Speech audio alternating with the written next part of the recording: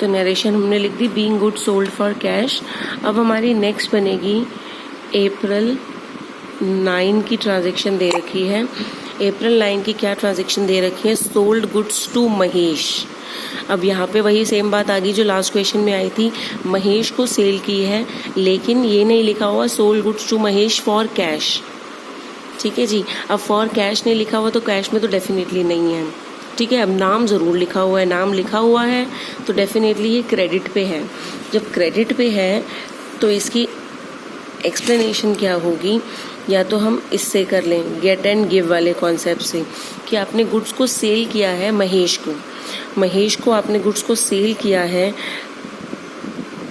तो सेल आपकी हो गई। सेल तो एनी यहाँ हुई है हमारी, तो टू सेल तो हो ही जाएगा, क्योंकि सेल्स हमें कभी भी हमारी डेबिट तो होती नहीं है।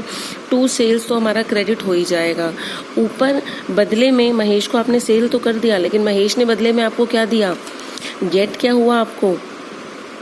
महेश से एक प्रॉमिस आपको मिला और आपने गुड्स को सेल कर दिया, दे दिया आपने गुड्स को, और साथ में महेश से आपको क्या मिला? एक प्रॉमिस मिला कि भैया मैं पैसे आपको जो है वो थोड़े दिन में दे दूंगा। तो Mahesh account debit to sales account. ऊपर वाले एंट्री में आपने देखो हमने कैश में सेल किया था, तो कैश हमारे पास आ गया था, तो debit what comes in cash account debit to sales. Goods तो एनी हाउ सेल की थी तो सेल तो क्रेडिट होगा ही होगा।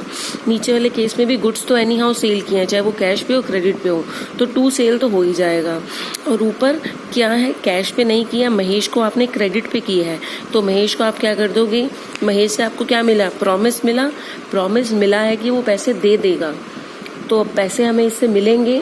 तो यहाँ पे रियल अकाउंट का रूल आपका फॉलो हो जाएगा कि डेबिट व्हाट कम्स इन, तो Mahesh account debit to sales account. इसकी अब हम एंट्री करेंगे तो देखो Mahesh account debit to sales account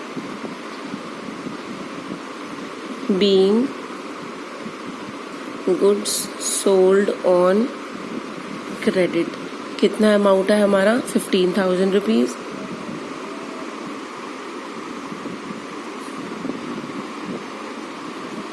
लिख दिया हमने। नेक्स्ट ट्रांजेक्शन है हमारी अप्रैल 12 की। देखते हैं जी क्या ट्रांजेक्शन है अप्रैल 12 की। Received cash from Mahesh 10,000 rupees. अब महेश ने जी प्रॉमिस किया था 15,000 रुपीज का कि मैं आपको पैसे दे दूंगा। अब अप्रैल 12 को महेश जी आते हैं और बोलते हैं जी पैसा ले लो। अब पैसा मिल गया, कैश आपको रिसीव हो रहा है, तो कैश जब हमें रिसीव हो रहा है तो रियल अकाउंट का रूल लग जाएगा, डेबिट व्हाट कम्स इन। तो कैश तो मेरा क्या हो जाएगा? Debit, cash account debit. और साथ में किससे रिसीव हो रहा है वो? जब आपने महेश से पैसे लेने थे, जब उसने प्रॉमिस किया था तो हमने महेश को डेबिट कर दिया। अब वो अपना प्रॉमिस फुलफिल कर रहा है, अब प्रॉमिस फुलफिल कर रहा है तो उससे पैसे मिल जाएंगे। महेश को यहाँ पे आप क्या कर दोगे? क्रेडिट। महेश,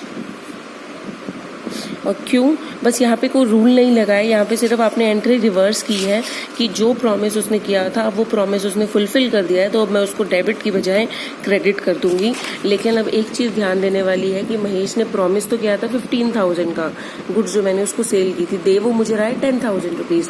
तो अभी मैं सिर्फ जो क्रेडिट करूंगी, जो रिवर्स एंट्री करूंगी वो 10,000 से करूंगी, पूरे के पूरे 15,000 से नहीं करूंगी। और कैश भी मेरे पास 10,000 ही आ रहा है, तो cash account debit to Mahesh account 10,000 से हम कर देंगे। अब देखो एंट्री इसकी, cash account debit to Mahesh account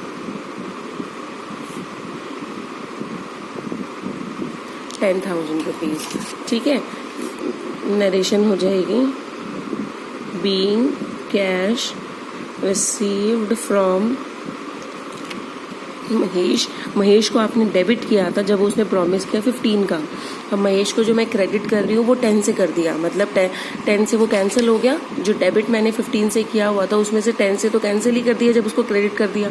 और क्यों कैंसिल किया? क्योंकि 10,000 उसने हमें दे दिए। लेकिन एक चीज़ याद रखना, 5,000 अभी भी डेबिट वाले बचे हुए हैं, मतलब 15,000 देने थे, उसने हमें सिर्फ अभी कितने दिए हैं? 10,000 दिए हैं। नेक्स्ट आपकी ट्रांजेक्शन है अप्रैल 18 की। अब अप्रैल 18 को क्या ट्रांजेक्शन दे रखी है इन्होंने? Sold goods to Suresh for cash. ध्यान से पढ़ना। अब यहाँ पे होता sold goods for cash, simple cash transaction थी, ठीक है।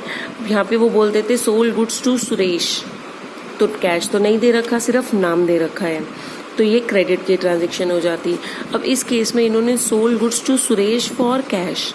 अब कैश मिल गया तो भैया हमें मतलब नहीं है सुरेश है कि महेश है कि नरेश है, हमें तो ये देखना है कि हमें कैश मिल गया, हमने गुड्स सेल कर दी।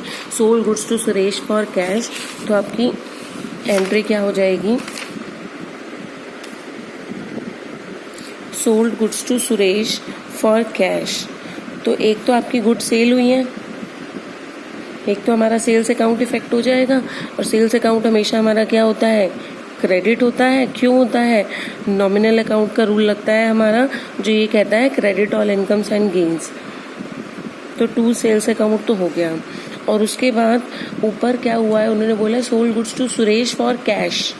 कैश में सेल किया तो भैया सुरेश नरेश महेश कोई मतलब नहीं है, कैश अकाउंट इफेक्ट होगा हमारा। कैश हमारी एसेट होती है, रियल अकाउंट का रूल लग जाएगा, डेबिट व्हाट कम्स इन, तो एंट्री हो जाएगी cash account debit to sales account. इसकी हम पोस्टिंग कर देंगे, cash account debit to sales account. कितने की सेल किए हैं आपने? ये आपने सेल किए हैं 12,600 की, ठीक है जी। 12,600 हम एंटर कर देंगे यहाँ पे, सॉरी, इसकी नरेशन कर देंगे, being goods sold for cash. अब नेक्स्ट जो ट्रांजेक्शन दे रखी है अप्रैल 19 की दे रखी है, वो क्या दे रखी है? Sold goods to Suresh. अब देखो ये कैश वाला नहीं आया, मतलब कैश तो डेफिनेटली नहीं है, और नाम लिखा हुआ है। एक केस ये भी हो सकता है ना कैश होगा ना नाम होगा, तो उस केस में हम एज्यूम करके चलते हैं कि वो कैश ही है, सिर्फ एजम्पशन होती है, और वो हम कैश वाली ही ट्रांजेक्शन करते हैं। हमने लिखा sold goods to Suresh 7,000 rupees. अब आपने गुड्स सेल किए हैं सुरेश को 7,000 रुपीज़ में।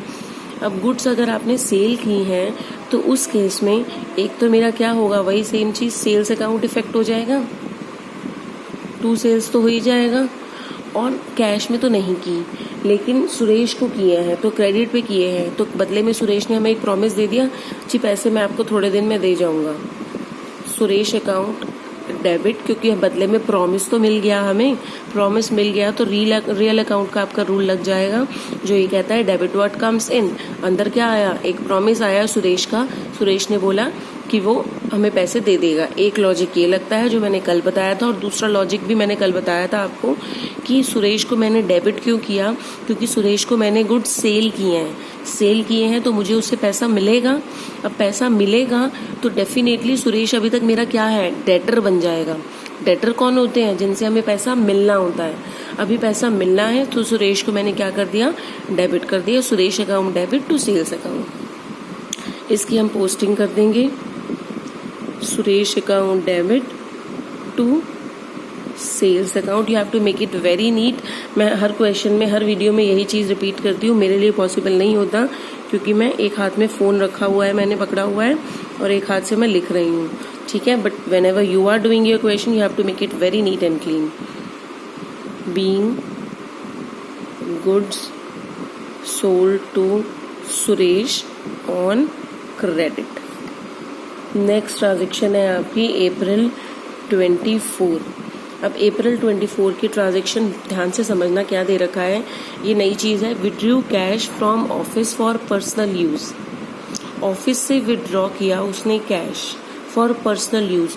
जब भी कोई चीज़, कैश, कोई चीज़ हो गई, कुछ भी अगर वो बिजनेस से लेकर जा रहा है अपने पर्सनल यूज़ के लिए, तो हम एक वर्ड यूज़ करते हैं, हमारा एक अकाउंट खुलता है ड्राइंग्स अकाउंट। याद है हम सबको ये? तो ड्राइंग अकाउंट हमारा खुल गया। अब ड्राइंग अकाउंट खुला है, यहाँ पे जो हमारा रूल लगा, ड्राइंग कैपिटल अकाउंट अगर प्रोप्राइटर का होता है, पता है ये चीज़ हमें कि जो ऑनर है उसका अकाउंट ही होता है वो कैपिटल अकाउंट की, उसने बिजनेस को पैसा दे रखा है। और जब वो कैपिटल क्या होती है, क्रेडिट होती है, और जब वो पैसा लेकर जा रहा है, बिजनेस से निकाल कर लेकर जा रहा है, तो उसका ऑपोजिट हो जाएगा डेबिट। ड्राइंग्स को आप डेबिट कर देते हो, यहाँ पे एक तरह से उसको रिसीव हो रही है, वो विड्रॉ कर कर लेकर जा रहा है तो उसको रिसीव हो रहा है, उसका पैसा रिसीव हो रहा है, तो यहाँ पे डेबिट द रिसीवर वाला रूल लग जाएगा पर्सनल अकाउंट का। तो ड्राइंग्स जो है वो हमेशा हमारी क्या होती हैं, डेबिट होती हैं, ठीक है जी, क्योंकि ड्राइंग्स प्रोप्राइटर को वो पैसा मिल रहा होता है, डेबिट द रिसीवर, तो ड्राइंग्स हमेशा डेबिट होती हैं। और दूसरा उसने बोला कि विड्रू कैश लेकर गया है, ड्राइंग्स के नाम का कैश लेकर गया है, तो एक मेरा कैश अकाउंट भी इफेक्ट हो जाएगा। वही सेम चीज़ रियल अकाउंट का rule, credit what goes out, क्योंकि कैश तो बाहर जा रहा है ना बिजनेस से, तो एंट्री क्या हो जाएगी आपकी, drawings account debit to cash account. कितना है आपका 2500। अब इसके हम देखते हैं, drawings account debit to cash account, 2500 से हम इसकी एंट्री कर देंगे, नरेशन लिखेंगे, being goods withdrawn for personal use. अब नेक्स्ट जो ट्रांजेक्शन हमें दे रखी है अप्रैल 29 की, पेड वेजेस 450, वेजेस पे किए हैं 450, तो हमारे दो अकाउंट इफेक्ट होंगे, एक तो वेजेस अकाउंट, क्योंकि वेजेस पे किए हैं तो भैया कैश में पे किए हैं, तो एक मेरा कैश अकाउंट भी इफेक्ट हो जाएगा। अब वेजेस इज अ खर्चा, इट्स एन एक्सपेंस। अब वेजेस अगर मेरा एक्सपेंस है तो अकाउंट कौन सा यूज होगा, नॉमिनल अकाउंट है, ये नॉमिनल अकाउंट है, और उसका रूल क्या होता है, debit all expenses and losses, credit all incomes and gains. तो wages is your what, it's an expense, तो हम क्या करेंगे, वेजेस अकाउंट डेबिट, वेजेस को हमेशा डेबिट करेंगे क्योंकि वेजेस हमारे लिए खर्चा ही है, और कैश बदले में बाहर जा रहा है, तो यहाँ पे जो आपका रूल लगा वो किसका लगा, रियल अकाउंट का, credit what goes out to cash account. Entry हम कर देंगे, wages account debit to cash account. कितनी पे किया है हमने वेजेस, हमने पे की है 450, sorry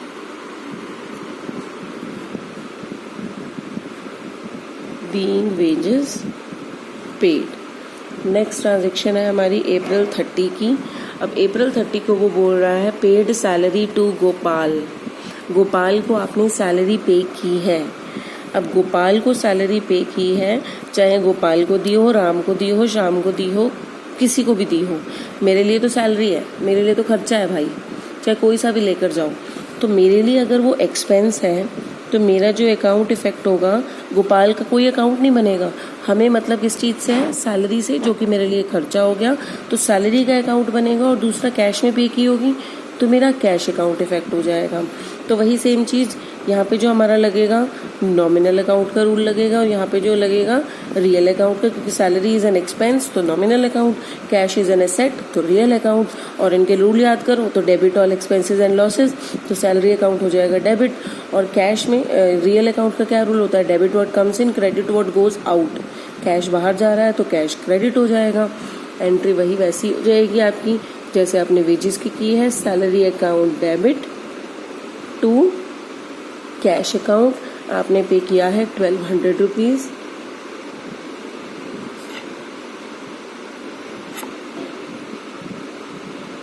being salary paid in cash.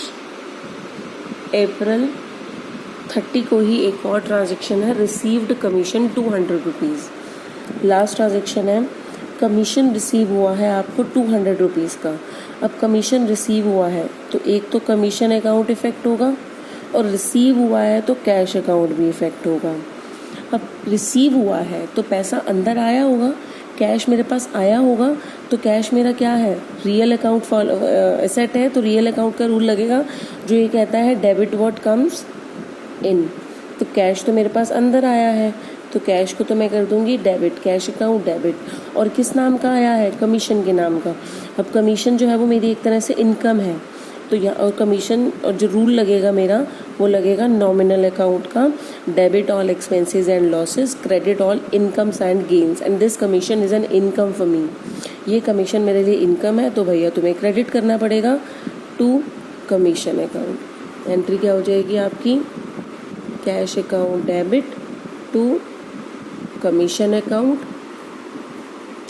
200 rupees, और इसकी आप नरेशन लिख दोगे बीइंग कमीशन रिसीव्ड। आ गया बेटा ये समझ में? नहीं समझ में आया फिर भी आप पूछ सकते हो।